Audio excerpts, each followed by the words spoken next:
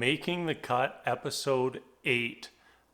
This one was all about our designer's journey. And first off, I gotta say, I was very disappointed by this runway. I felt all four of our remaining designers had all sent way better work down the runway than what was shown here today. And like Esther won today, and it almost felt like she won by default.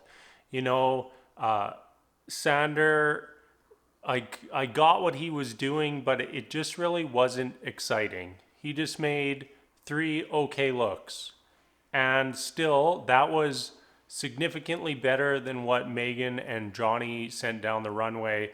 So we're just left with Esther, who just like did a little bit better than Sander, and we see her take home the victory and be the first person named to our top three. Sander and his three okay looks get him into the top three as well, and then we were left with Jonny and Megan.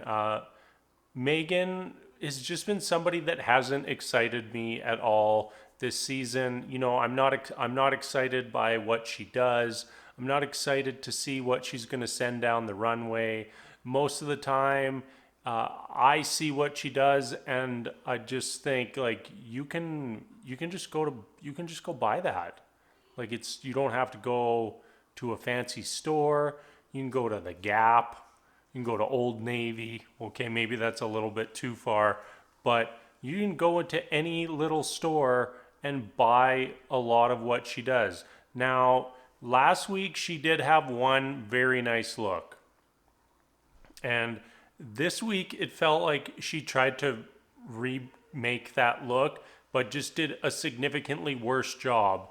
And I didn't get it. It wasn't inspiring. There was no piece where you were just like, wow. It just missed. She missed completely, in my opinion. And then Jonny, I think he was really overwhelmed by this task today because he made three looks. All our designers made three looks. They had the option to make between 2 and 4 looks to, illustrate their journey, their growth. And he really just didn't give us anything innovating. The most innovating thing that he did today was send a male model down the runway in a sheer dress, and it just really wasn't that great to me. And I feel like Jonny staying and Megan going came down to them fighting for their spot in the finale. And Megan just did not make much of an argument, and Jonny was very passionate.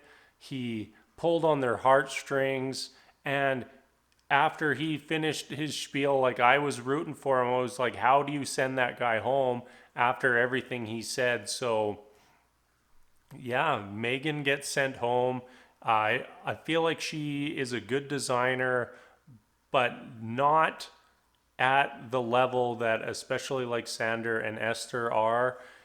And I just feel more comfortable with Sander, Esther, and Jonny as our final three than I think any other three on the show. I feel like Jonny has probably had the most growth out of anyone on the show, and I think it's fitting for him to be in our finale. So now we head to next week.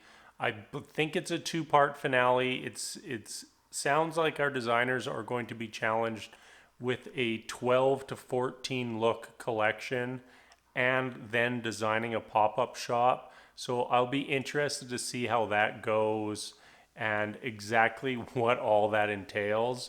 It will be very interesting. I also sounded like we're probably going to a new location, and I hope that we get to see more of the designers working directly with the seamstresses like we did today, because I really felt like that improved a lot of things. Like Esther has always been, just getting things done at the last minute, and when she had full control of the two seamstresses, no problem. She punched out her 3 looks, and she had like a full day extra.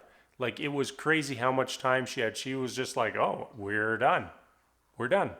So I hope that we continue to have our designers directly with the seamstresses, and I'm very excited to watch our finale next week. So I'll be back next Friday. Thank you so much for watching, and we'll see you then.